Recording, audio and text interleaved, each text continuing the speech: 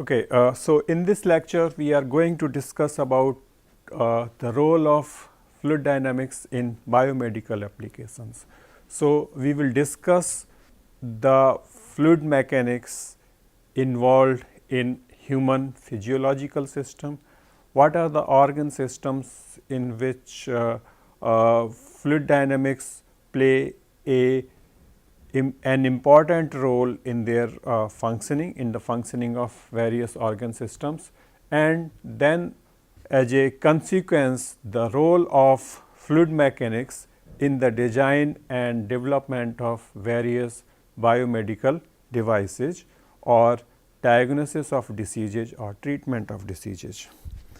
So, as we know that about 60% of human body is composed of water, and this water is present in the form of various fluids in the human body. So, the first such organ system is cardiovascular system. So, in the cardiovascular system the fluid is blood,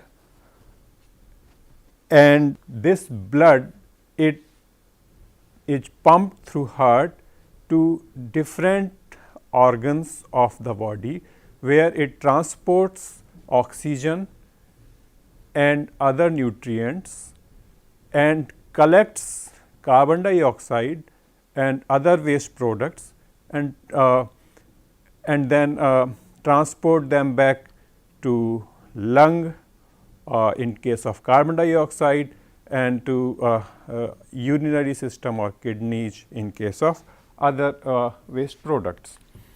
Now, to facilitate the supply of oxygen, we have another fluid system which is called pulmonary system, where through our nose the air is transported to the lungs, and this air exchanges carbon dioxide and oxygen with the blood in lungs. So, again the role of flow of air is important in pulmonary system. Then the urinary system, where the filtration of blood happens and the waste products from the blood are filtered out in the form of urine. It also helps in maintaining the pressure of the blood in the body. Then gastrointestinal system. So, anything or everything that we eat or drink via our mouth, liquids of course, they are in the form of a liquid, they are in the liquid form. The solid food that we eat is converted into a slurry form by adding saliva and chewing or masticating the food. So, this slurry is converted in the form of a liquid and is transported through the gastrointestinal system or through our gastric system, where it is digested and the nutrients are extracted from it. The transportation itself takes place via peristaltic motion. So, different enzymes or gastric juices are added during the process. Now, there are number of fluid dynamic aspects apart from of course biochemical aspects to the functioning of gastrointestinal system.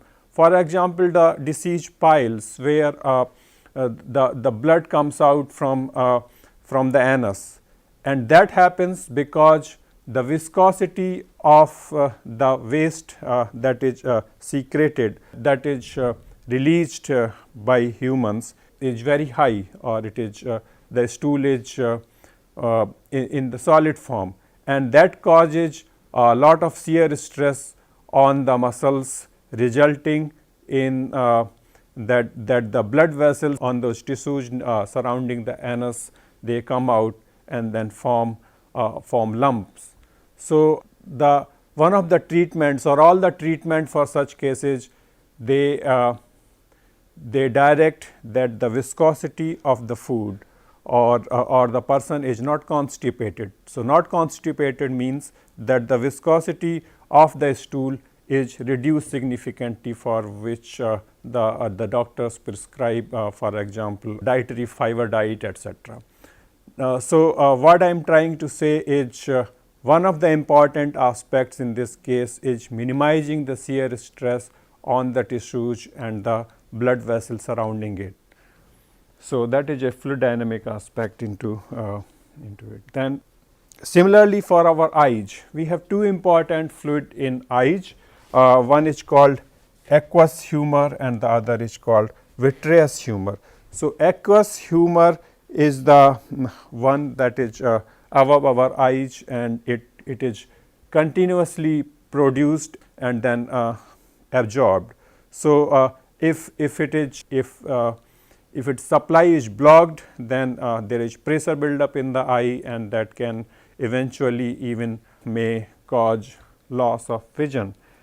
On the other hand, vitreous humor is a viscoelastic fluid or viscoelastic material which is gel like, and with age it becomes more fluid like, or its viscosity decreases and it becomes a clear fluid. So, again maintaining the aqueous humor and viscous humor in the right physiological condition is an important part of ocular management. Then we have bones, 206 bones in our body, and a number of joints. So, at the joints there is a liquid present between the bones which helps in reducing the friction between the bones, and this liquid is known as synovial fluid, which is generally a shear thinning fluid, and its viscosity decreases when the stresses on it increases.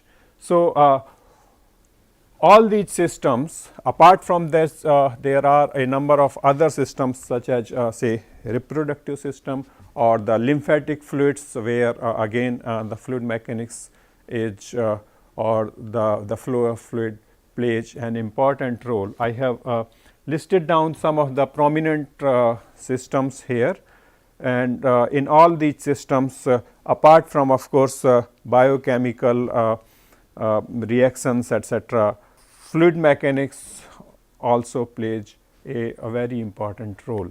So, if we look at cardiovascular system in particular, so cardiovascular system is basically a network of pipes.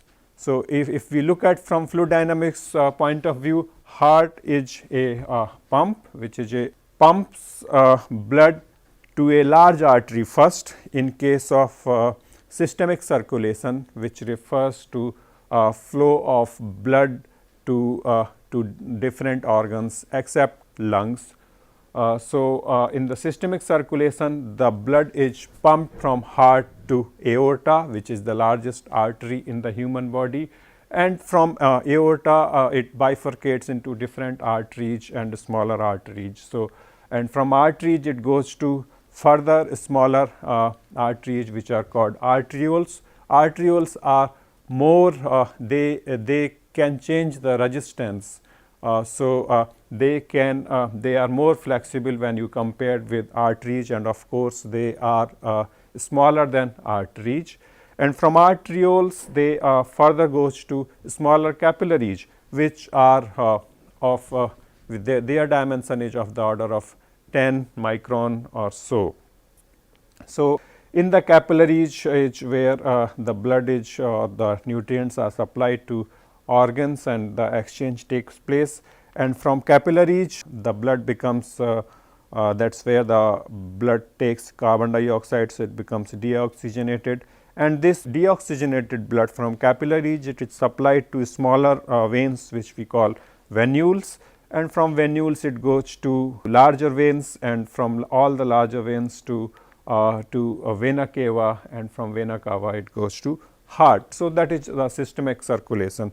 So, such systemic circulation basically it refers to the supply of blood from heart to different organs, and it is the supply of fresh blood from the heart, whereas pulmonary circulation refers to the supply of blood to and from lungs. So, to the lungs, the deoxygenated blood goes to the lungs and it is oxygenated by exchanging oxygen from the oxygen exchange takes place in the lungs and the blood become oxygenated and then it comes back to the heart where it is sent to different organs. So, the circulation to the from heart to lungs and back is called pulmonary circulation.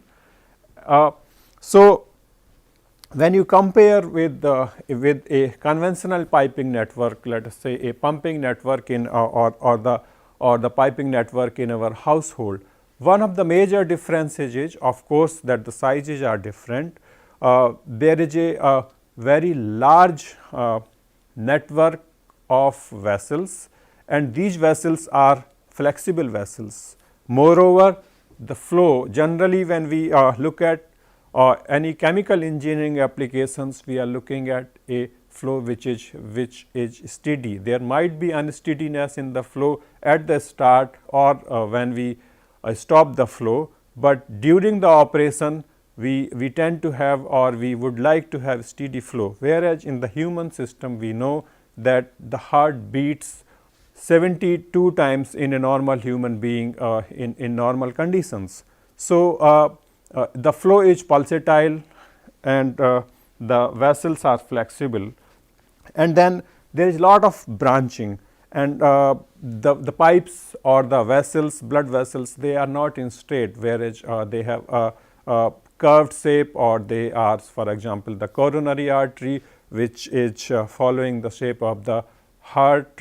So, it is a 3-dimensional shape or it is not planar geometries. And so, all these topics, the flow in flexible vessels or the pulsatile flow, the branching and changing vessel size, all these topics are important from a cardiovascular point of view. Okay.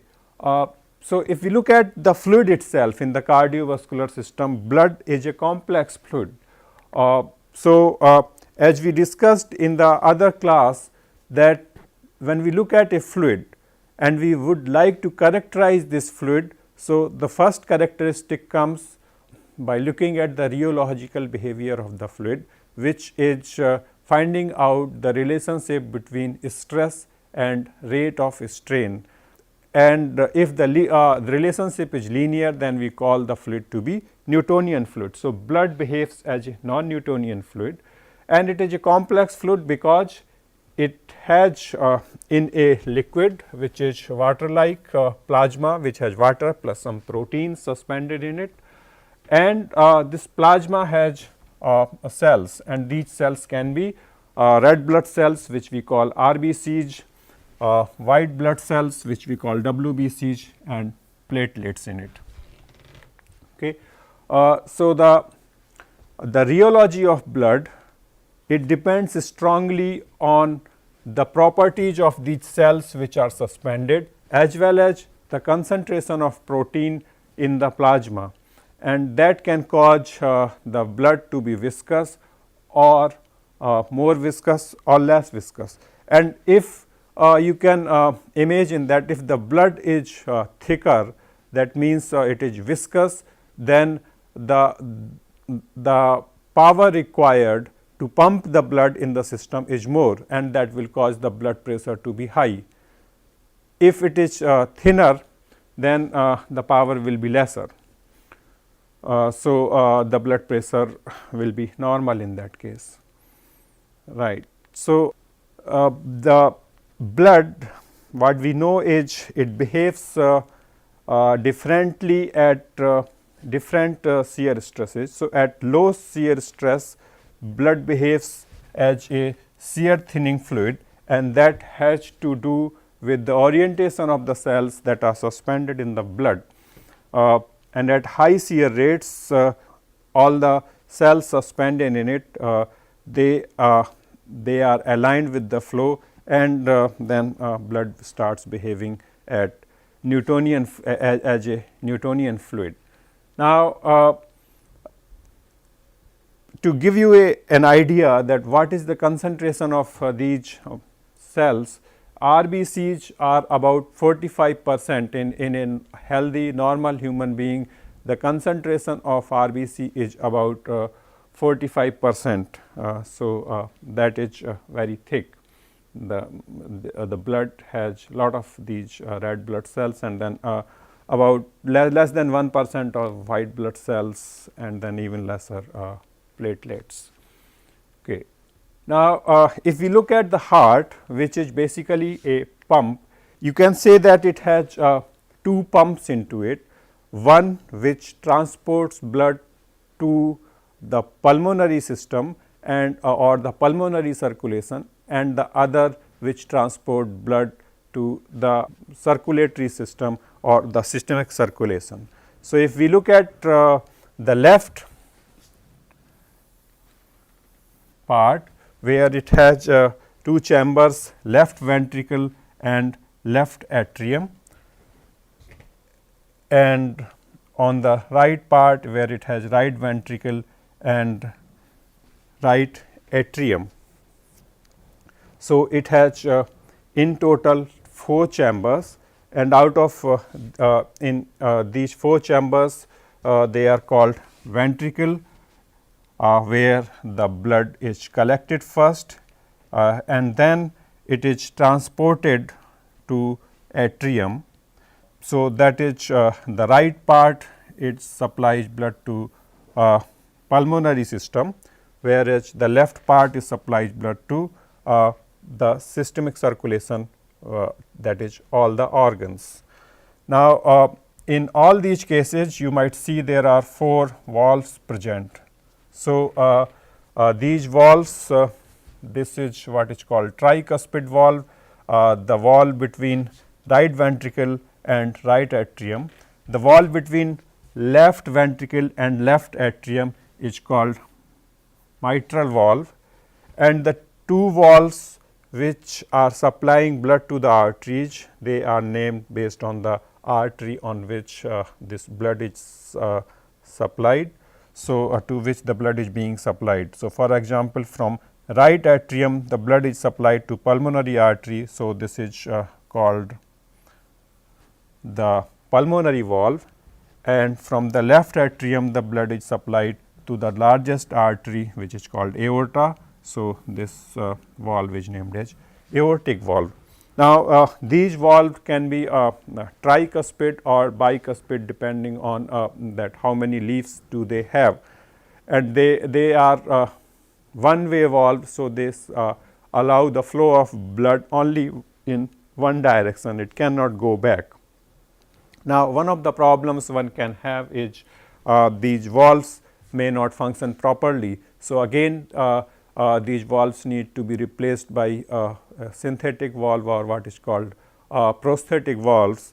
So, the design of those valves require the understanding of the fluid mechanics in the circulatory system and designed according to the patient's circulatory system.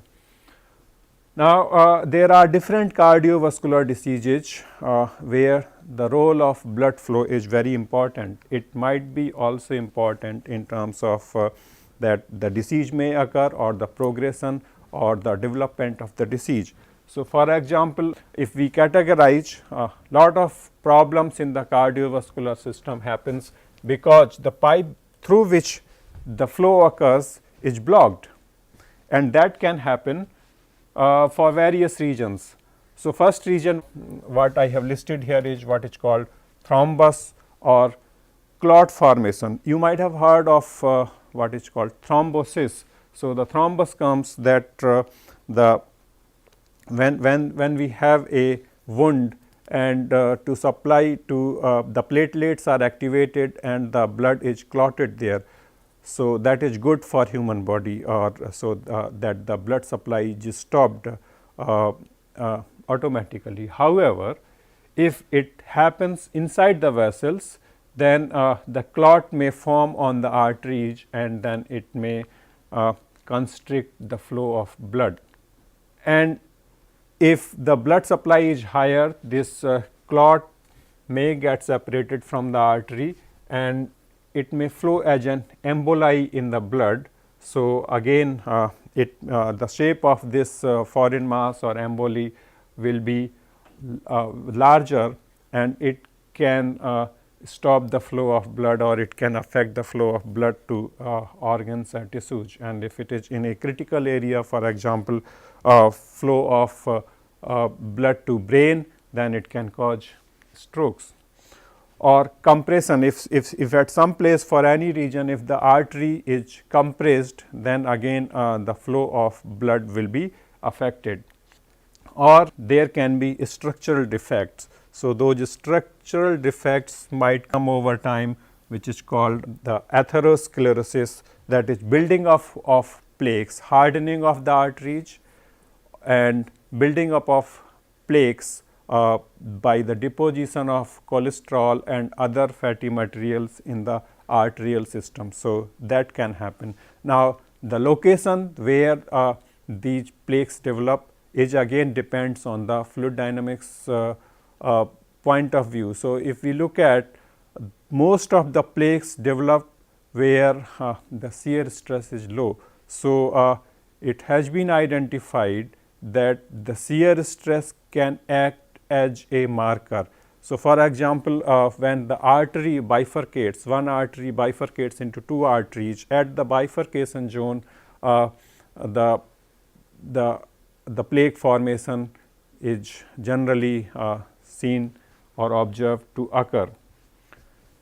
So, all these regions, thrombosis, emboli, compression or structural defects, they can cause vessel obstruction and affect the flow of blood in different organ systems, and can affect the functioning of different organs. For example, when it happens in the coronary artery, which supply blood to heart, then one can have heart attack.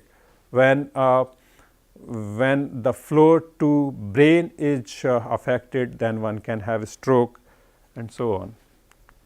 Now, another problem can happen, which is called aneurysm. Aneurysm is basically refers to bulge in the arterial wall. So, for example, if you have an artery and at the artery one can develop a bulge, which is called aneurysm. Now, this aneurysm happens generally when the wall of the artery becomes weaker, and that of course affect the fluid dynamics behavior. And when this bulge occurs, it may compress other arteries. Sometimes it may also burst, and that bursting can cause, if it is for example the two very important aneurysm from clinical perspective or from human life perspective are cerebral aneurysm, which is aneurysm in the brain, and aortic aneurysm and aneurysm near the aorta, and their bursting may cause the functioning of the brain or functioning of the lungs and heart affected. So, there is a lot of research from the fluid dynamics perspective in the diagnosis and treatment of aneurysm. Now, another thing is what I said is heart valve disease. So, there are two important diseases in terms of heart valves. One is what is called regurgitation, which is the leakage of blood from the valve. So, the valve no more acts as a one way valve, and some of the blood may leak back or go back to the atrium or to the ventricle, depending on which valve it is. And the other problem can occur, what is called stenosis. So, stenosis refers to the narrowing of valve, or stenosis is a general term. So, if it is narrowing of an artery, there also it is called stenosis, and with respect to valves, it is called narrowing of valves. So, the supply of blood may not be adequate if it happens. Okay. So, there are some techniques which are developed. So, for example, angiography. Angiography is a common technique which the cardiologist use to identify the blockage in the arteries, and this is done using a dye. They use they using X-ray, they image the arteries and identify that which area of the artery has narrowed down, blocked, or it is malformed. And if they identify or if they find that there is serious problem, then they can do a treatment there. They put a stent there which can increase the size of the artery, and the procedure is called angioplasty. Then the design of prosthetic heart valves. So, if the heart valves need to be replaced by artificial heart valves, then they are again the design of prosthetic heart valves is there is a lot of fluid dynamics involved into it, and people do a lot of CFD or computational fluid dynamic simulations to design these heart valves. Then what is called cardiovascular assisted device, or left ventricular assisted device in particular for the. So, when for some reason the heart is not pumping enough blood, or during the procedures where some procedure heart has to go through some procedure, then an external device can assist the flow of blood in or through the left ventricle. So, this is basically a pump. So, the design of this pump is again when you are designing a pump, keeping in mind the factors that it should be in compatibility with the body fluid and body materials. So, that is what is left ventricle assisted device. Now, in recently I mean in last 20 years, people have been looking at the patient specific treatments. So, in line with that, what is called patient specific modeling in cardiovascular systems. So, the structure of arteries or the vascular system for every human being is different, and it depends on the race, on the age, on the gender, on the weight and height.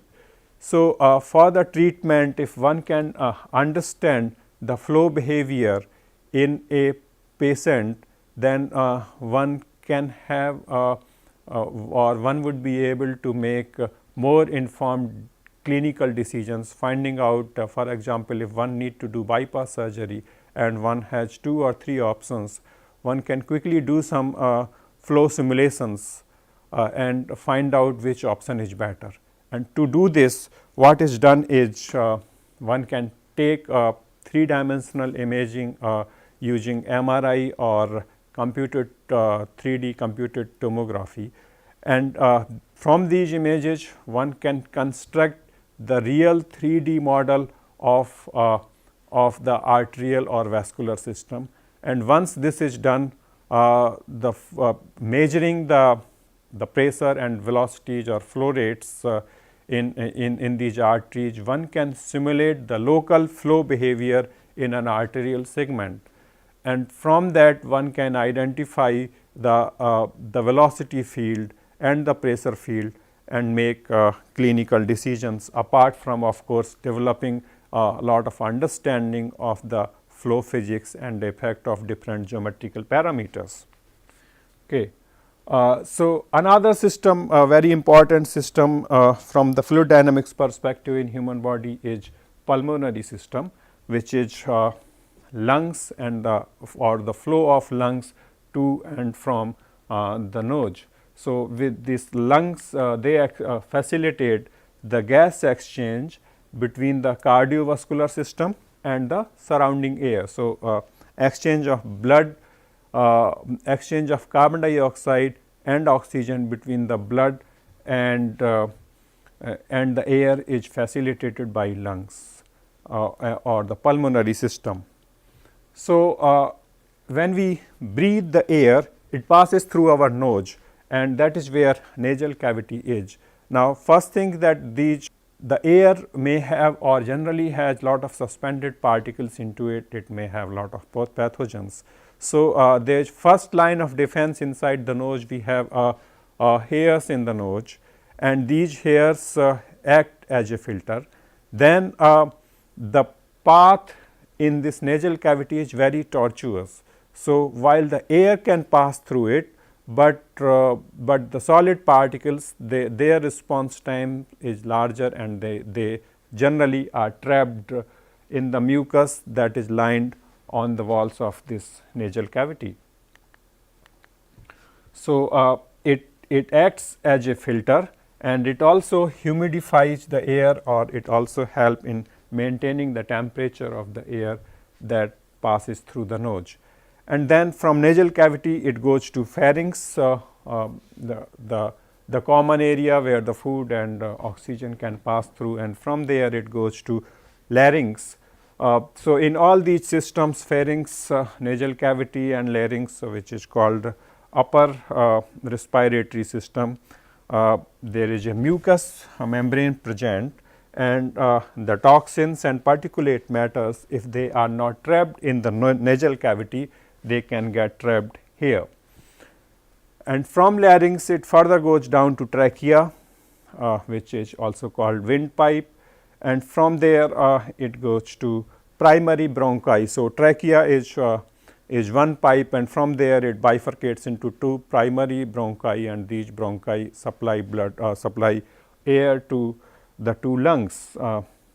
And in the lungs, these bronchi are further divided into these primary bronchi are divided into secondary and tertiary bronchi, and secondary and tertiary bronchi, they are further bifurcated into different generations, 5 or 6 generations of bronchioles, and then these bronchioles are then they terminate into what is called alveolar sacs. So, these are these alveolar sac, they are made of alveoli, that is where the transfer of oxygen between the blood and the air happens, the transfer of oxygen and carbon dioxide. Okay. So, one of the very important application of fluid dynamics is in the treatment of pulmonary diseases in terms of targeted drug delivery. So, for asthmatic patients or for the patients who are suffering from chronic pulmonary obstruction diseases, any disease which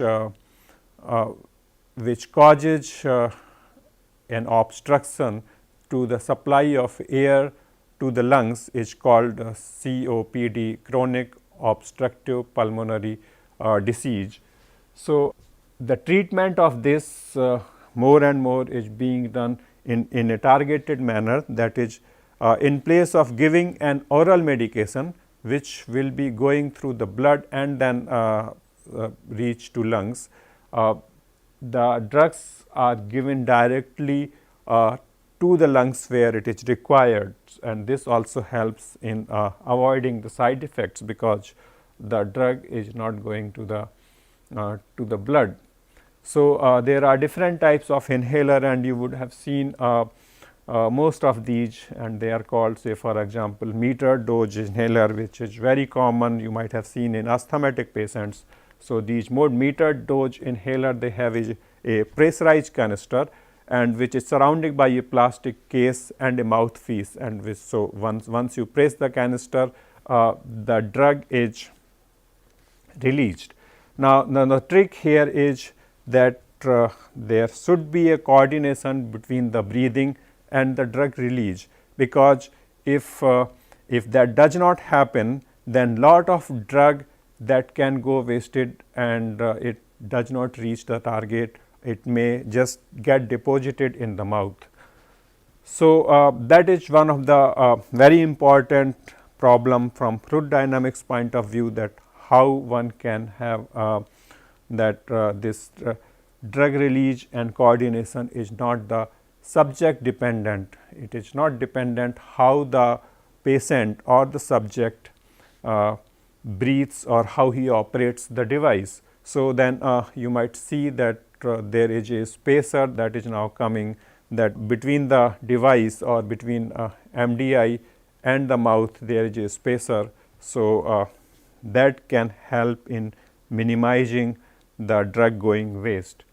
Another kind of inhaler is what is called DPI, dry powder inhaler, and they are breath actuated inhaler. So, when one breathes and from the breath the device is activated, and the device has the drug plus carrier generally in the form of lactose. So, this drug is released and then it is deagglomerated in the device and then it is deposited in the human lungs.